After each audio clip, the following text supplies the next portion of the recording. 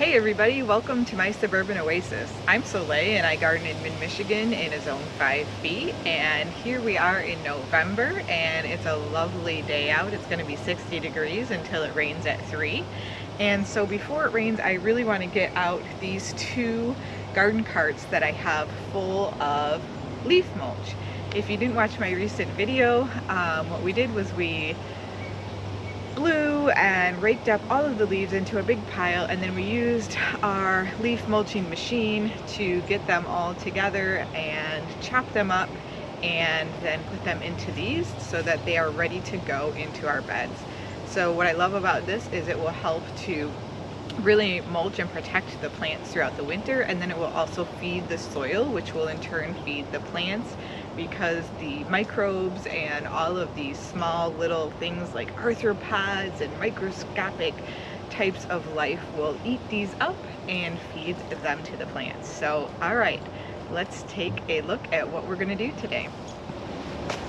So before today's video, I scouted out which beds I wanted to put this leaf mulch into, and I want to start with this new bed because the soil in it is pretty heavy clay and it really hasn't been amended a lot. I definitely have added some regular mulch to it, but it could use some more assistance. I'm gonna go get some garden gloves on and we'll get started. So I'm gonna use this pretty consistently like regular mulch and just put it between the plants in a light layer. I don't want to smother anything, but I just want to add some light.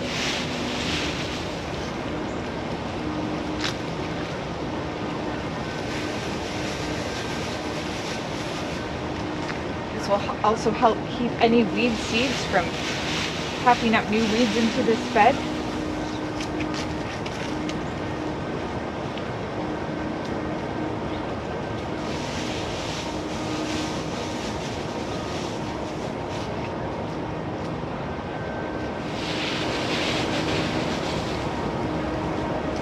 This is a woodland garden, so there's a lot of plants in here that like to be fed with the biology that makes up the leaves in the woods. So that's what we're doing. We're just using the natural method of protection and fertilization for these plants.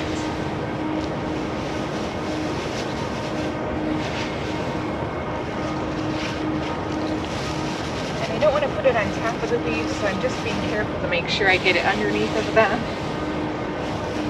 It helps to protect the crowns from rotting out in the winter. I've been using this method for about 10 years and I find it works really well. And it helps me to cut back sometimes on the amount of wood mulch that I have to order every year, which is typically quite a bit.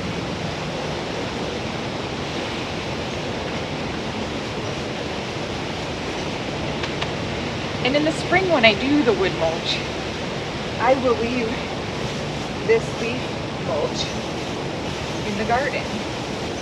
Now the reason I do that is because by the time we get to spring, this has mostly broken down.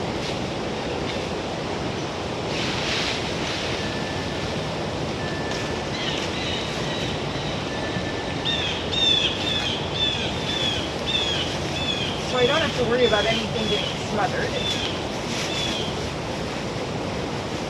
by a mulch that's too thick.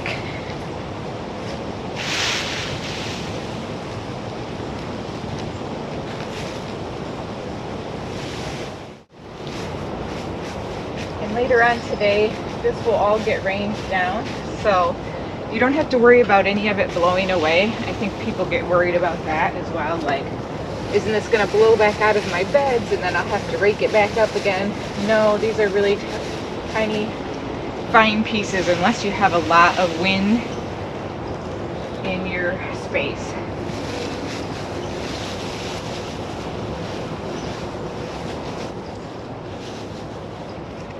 Like gusty, really gusty winds. Okay, we're just going to continue to put them along the bed here.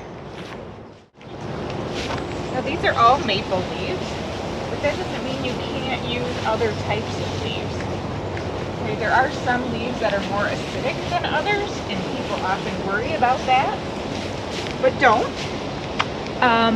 Adding some leaf compost to your soil is not a problem. It will not significantly change the pH of your soil. Lots of people have tested this out before you, so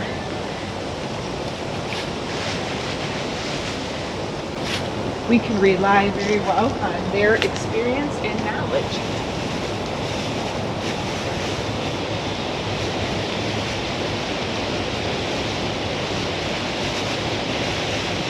Ideally, I would have cut back all of these hostas before doing this, but I'm not ready to cut them back yet, so they'll probably just die back down to the ground. A lot of how I prepare my garden for the winter depends on what the weather's like.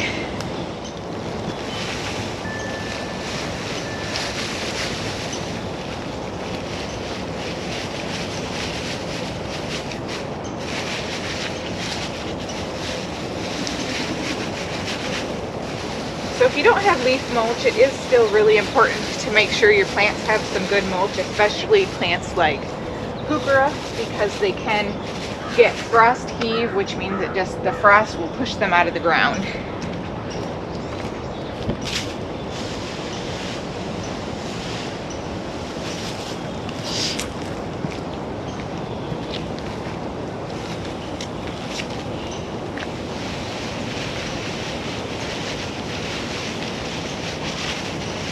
Mulching is probably one of the most important things that I would point to in terms of what supports my garden health and keeping the plants healthy and disease-free.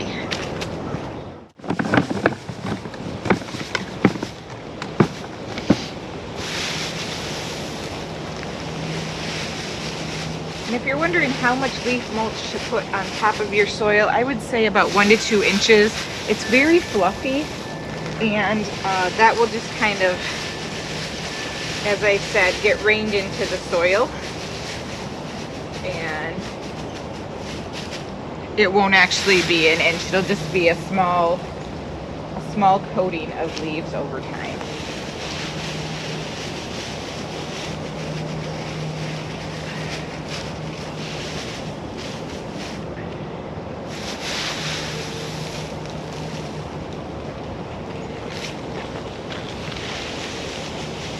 Some people may not like the natural look of the leaves. They may think it looks messy. I happen to think it looks kind of pretty and natural. But if you don't like it, just use whatever mulch it is that you have, that you normally use in your garden.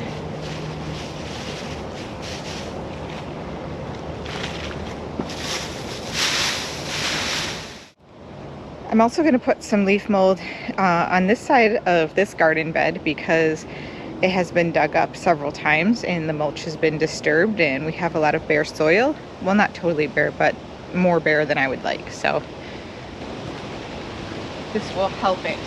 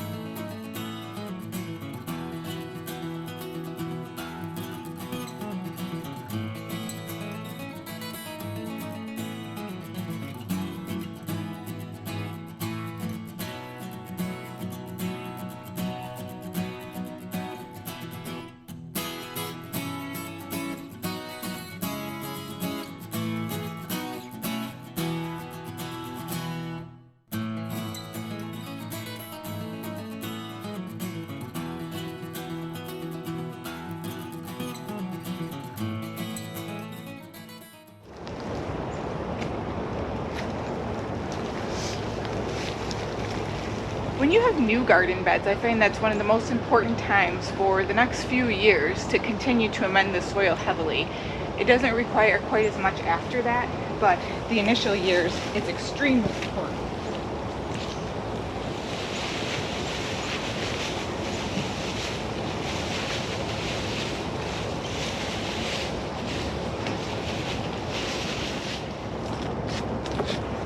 Another thing that's just so important about mulch is people often will tell you that it helps to hold the moisture in, but it really helps to regulate the moisture in the soil. So mulch, whether it's leaves or it's wood, it's something that is going to feed the soil with organic matter. It will also help to distribute that water appropriately and release it when your plants need it. So if you have an area that's really wet, don't think that it's bad to add organic matter to that area, because it will really help to break it up. It will feed the soil, and those little animals will go in there and they'll create small air pockets for the water to flow better, and it will also help to aerate the roots, and it will just create a much better and healthier biologic environment for your plants.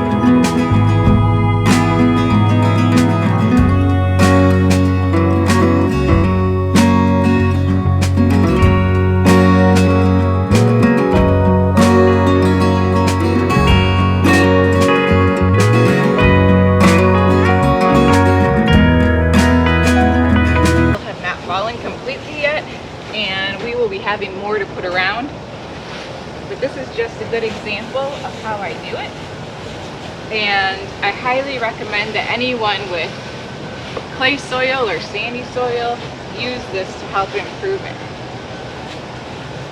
Okay, well, let's take a look at what we did today and how we improved our soil and tucked our plants in to get them ready for winter.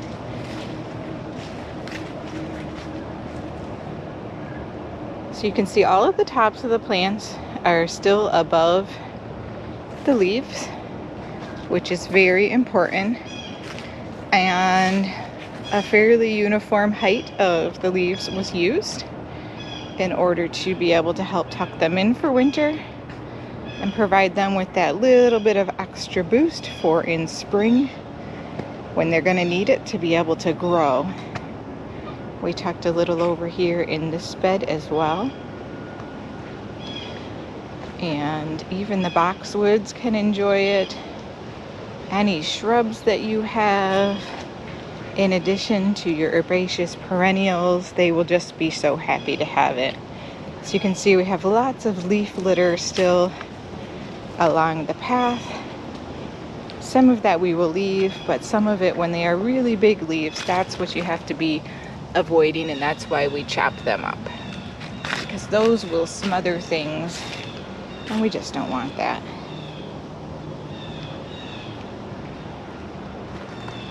And then over in the tropical garden, we also added some in the areas where we dug up the dahlia tubers, and that will help to refresh those garden beds as well. So everything's looking fairly tidied up in some of those areas that we worked in, and got a ways to go yet, but It's been such a long season. It's been wonderful. I hope you guys enjoyed this video, maybe even learned a little something, and we'll see you next time. Bye!